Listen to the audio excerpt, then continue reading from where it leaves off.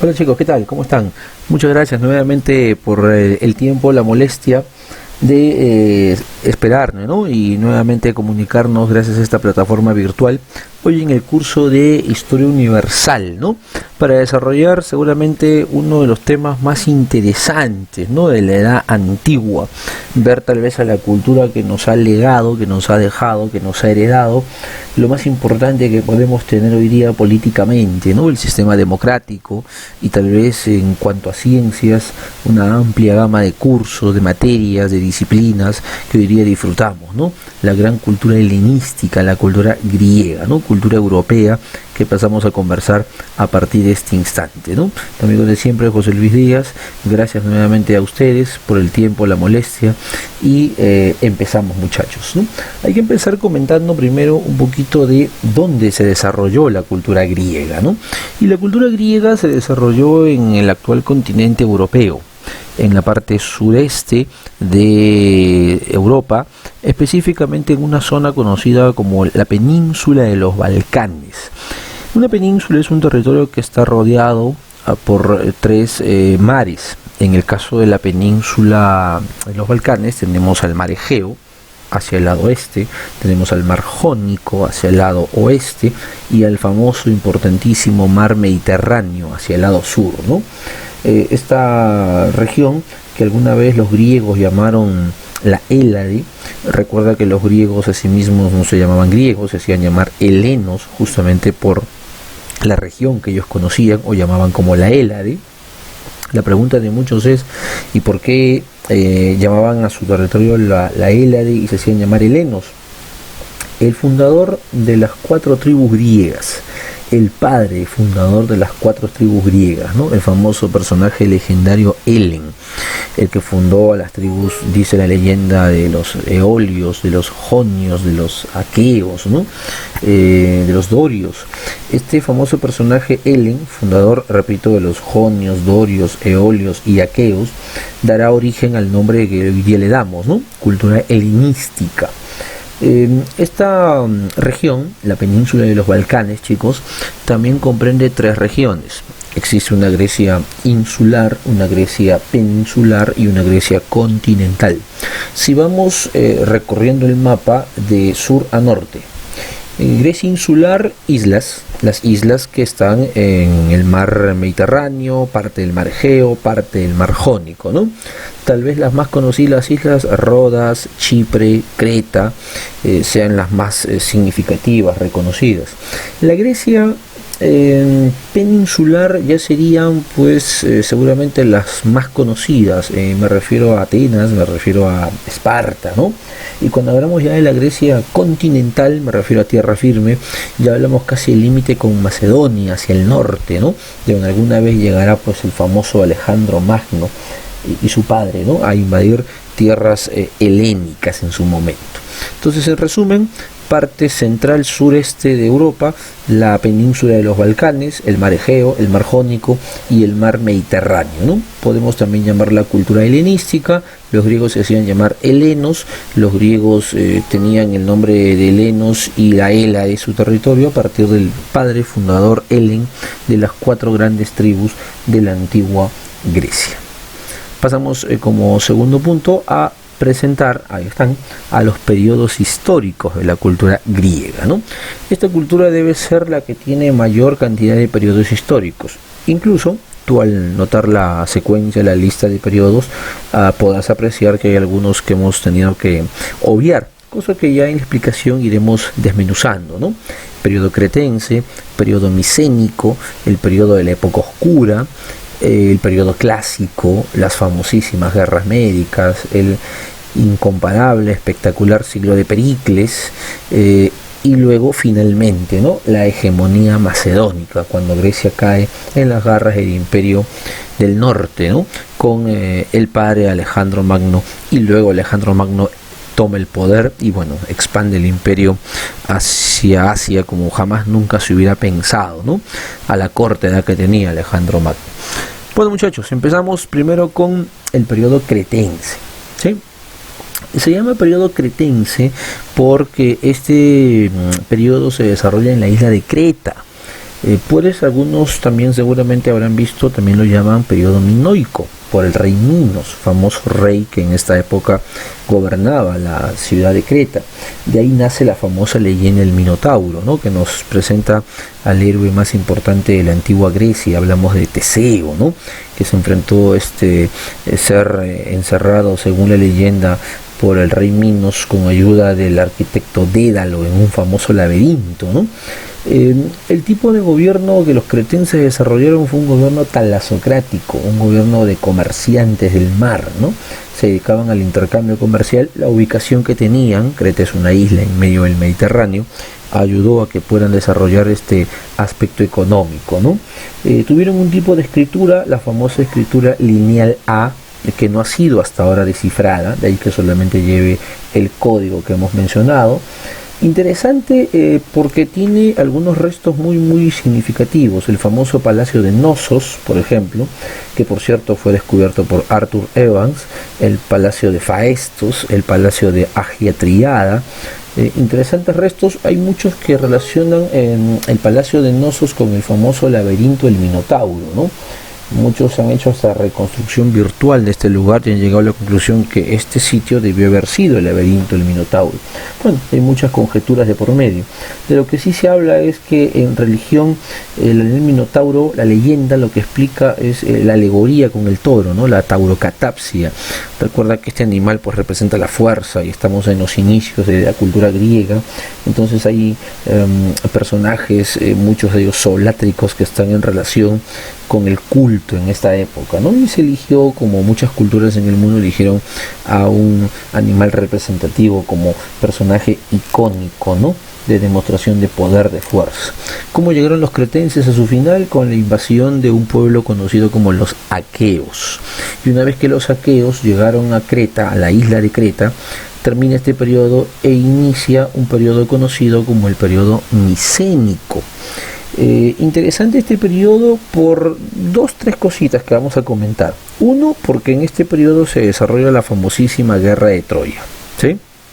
La histórica, famosa, literariamente conocidísima guerra de Troya, que más tarde pues Homero llevará a su máximo de divulgación en la Ilíada, ¿no? Dos, Micenas es una ciudad que se construyó en zonas elevadas y amuralladas, para evitar invasiones como las que habían tenido los cretenses por parte de los aqueos, ¿no? La famosa ciudad de Troya, por ejemplo, la fe de esto, Troya, que por cierto fue descubierta por Heinrich Schliemann, ¿no? Heinrich Schliemann es el famoso descubridor de esta fantástica literaria ciudad de Troya, ¿no? Importante también que tuvieron una escritura conocida como lineal B, que por cierto ya ha sido descifrada a comparación de la del periodo cretense, ¿no? Esta escritura lineal B, descifrada por Michel Ventris en 1952, ¿no? ¿Cómo llegaron a su fin los micénicos? Con la invasión de los dorios y los jonios, ¿no? Que fueron pueblos que empezaron a aparecer y que darán origen más tarde a las principales culturas y civilizaciones de la Grecia clásica, ¿no? Como mencionaremos luego. Termina el periodo micénico con esta invasión mencionada y empieza la famosa época oscura. Se le llama así a este periodo, que puedes apreciar ahí cronológicamente, porque hay un periodo de estancamiento cultural.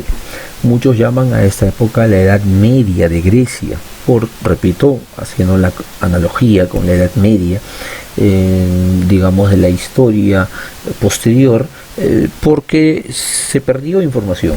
No hay información relevante. La guerra de Troya supuso un estancamiento también en lo histórico, ¿no?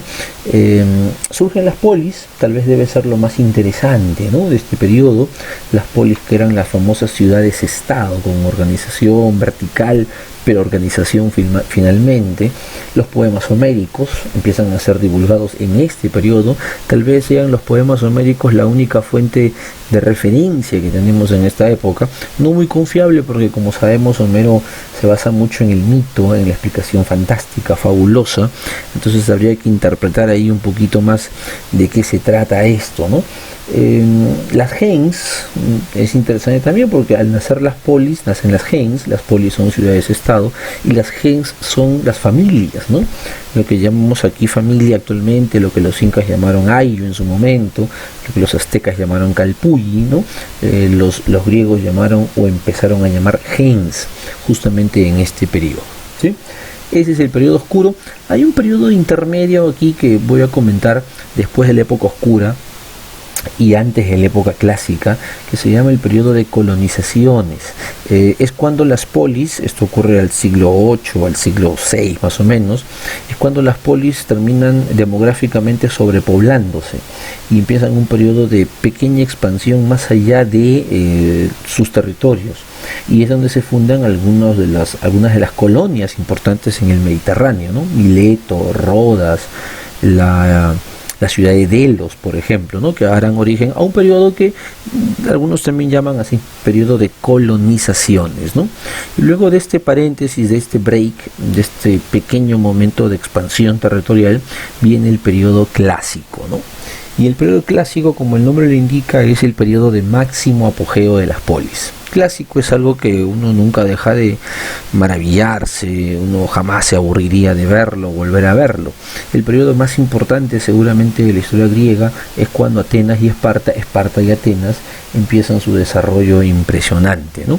Las dos polis que alguna vez van a verse enfrentadas en una guerra y que alguna vez también van a ayudarse, ¿no? En una guerra ante un enemigo externo que ya contaremos luego, ¿no? Las principales diferencias entre Atenas y Esparta. A ver, antes de lo que ves ahí, lo que aprecias ahí, quisiera presentar algunas diferencias extras. Por ejemplo, hasta en la ubicación, ¿no? ¿Dónde se ubica Atenas? En la península del Ática. ¿Dónde se ubica Esparta? En la península del Peloponeso. La ubicación es diferente. Los fundadores de los atenienses, los jonios, uno de aquellos pueblos que invadieron en su momento territorio micénico, recuerda. Los espartanos tenían como fundadores a los dorios, ¿no? Por eso muchos seguramente han escuchado cultura jónica, cultura dórica, para hacer referencia a Atenas y Esparta. Sus divinidades muy diferentes. En el caso de Atenas, divinidad principal Atenea, diosa de la sabiduría, del conocimiento. En el caso de Esparta, pues Ares, la famosa divinidad relacionada a la guerra, ¿no? Económicamente hablando, también hay diferencias. En el caso de Atenas, dedicados más al comercio, al intercambio, a la talasocracia. En el caso de Esparta, más ligado a la agricultura, ¿no? Políticamente también, a ver, mientras Atenas, y ahora sí apelo a lo que puedes apreciar en la imagen, se pegó más a lo democrático, sin ser perfecta democracia, tal vez no exista la democracia perfecta, pero es donde nace por primera vez esta idea de un gobierno del pueblo. Mientras que Esparta tenía un gobierno más, digamos así, oligárquico, cerrado, aristocrático y de corte militar, ¿no? Y de corte militar. Una más dedicada a la cultura, a las artes, al conocimiento, a la sabiduría, al esplendor de la sabiduría, a la filosofía. La otra dedicada básicamente a la guerra, ¿no? A la guerra. Bueno, hay muchas diferencias, tal vez una más, ¿no? Su principal gobernador en el caso de Atenas fue el gran Solón, en el caso de Esparta Licurgo, ¿no? Como su principal gobernante en su momento, en su época de máximo apogeo, por cierto. Bueno, una vez que hemos presentado las diferencias entre una y otra polis, ciudad-estado, vamos ahora a explicarlo de manera un poco más individual, ¿no? Empezamos por Atenas. Y si hablamos de Atenas, lo primero que habría que explicar en el caso de Atenas es que tuvo una muy simpática evolución política. Este esquema que ves aquí es el esquema más o menos de la evolución política por la cual pasó Atenas. De una aristocracia, gobierno de nobles, a una tiranía, un gobierno fuerte, y finalmente para terminar en una democracia, ¿no? Interesante el nombre que puedes ver ahí, ¿no? Clístenes, que es conocido por muchos como el padre justamente de la democracia, ¿no? Políticamente hablando, Atenas se organizaba de la siguiente manera vertical. En un arcontado, debajo del arcontado había una bulé, así se llamaba bulé, un areópago, y debajo la eclesía. ¿Cuál es la diferencia o la definición más sencilla de arcontado? El arcontado es lo que llamamos hoy día el poder ejecutivo. El arcontado es el que se encarga del gobierno. digamos, de la Atenas antigua, de la Atenas clásica. La bulé era lo que llamaríamos hoy día en el Perú el poder legislativo, es decir, la encargada de hacer las leyes, la bulé. El areópago es lo que llamaríamos hoy día el poder judicial. El areópago es lo que llamaríamos los que administraron justicia, ¿no? La eclesía es la asamblea popular. La eclesía es la encargada del gobierno del pueblo para el pueblo. Esa sería la eclesía. Eso en el ámbito político, ¿sí? Arcontado, bulé, areópago y eclesía. En el campo social, en el caso de Atenas, había una también vertical división social. Por eso hablábamos de una no muy, democracia perfecta, ¿no? Tenía una siguiente organización: eupátridas, demiurgos y metecos. La jerarquía social en el caso de Atenas era eupátridas, demiurgos y metecos. ¿Cómo definimos un eupátrida? Un eupátrida son los ciudadanos nobles, son la clase dominante, son los que tenían acceso a los mejores cargos de gobierno, eupátridas. Un demiurgo, los demiurgos eran el pueblo común y corriente, la gente común y corriente que habitaba la Atenas, que tenía reconocimiento pero no acceso a un cargo de gobierno. Y los metecos eran los extranjeros. Los metecos eran aquellas personas que no tenían derechos porque eran extranjeros, venían de otras polis, habían sido protegidas, habían sido recibidas en la polis de Atenas, pero no tenían los mismos privilegios que un demiurgo, ¿no? Que era un habitante de Atenas. En el caso de Esparta, su organización política era un poco más estructurada. Por ejemplo, había una diarquía, gobierno de 2 reyes, los que pueden apreciar ahí. La Gerusia era un consejo de ancianos, una especie de senado, una institución que se reunía como una asamblea para hacer las leyes, poder legislativo podríamos llamarlo. La Apelia, que era una asamblea popular, ¿no? Que tenía, digamos, decisiones que eran llevadas a la Gerusia para que ésta pueda finalmente dar su veredicto. Y debajo de la Apelia estaban los éforos. Y los éforos era lo que llamaríamos hoy día institución que aplicaba justicia. Entonces, diarquía, 2 reyes, Gerusia, un consejo de ancianos, un senado, poder legislativo, la Apelia, una asamblea popular, y los éforos, institución que aplicaba justicia. Y para terminar, socialmente hablando, Esparta tenía la siguiente estructura vertical, ¿no? Los espartanos, o espartiatas, como también se les denominaba en su momento, los periecos y los hilotas. Espartanos o espartiatas eran la clase dominante, eran los nacidos en Esparta. Nobles, con deberes, con derechos, con deberes, digamos, mínimos, pero finalmente tenían la posibilidad de accesos a cargos importantes de gobierno. Los periecos eran los campesinos, eran el pueblo, la mano de obra dedicada al trabajo agrícola, como conversamos hace un momento. Y los hilotas eran los esclavos en la antigua Esparta. Clase dominante los espartiatas o espartanos, los campesinos, clase obrera, los periecos, y los hilotas, los esclavos finalmente. Chicos, entonces esa sería la estructura política y social de las 2 polis más importantes de la cultura griega. Esta primera parte de Grecia vamos a dejarla aquí. Queda pendiente una segunda parte de Grecia porque es una cultura muy muy amplia. Vamos a seguir conversando sobre esta cultura. Queda pendiente ver la época del siglo de Pericles, la época de las guerras del Peloponeso, la época del Imperio Macedónico, en fin, mucho todavía por conversar. Ha sido un gusto, chicos. Esta primera parte de Grecia lo vamos a dejar aquí. Gracias por su atención. Hasta otra oportunidad.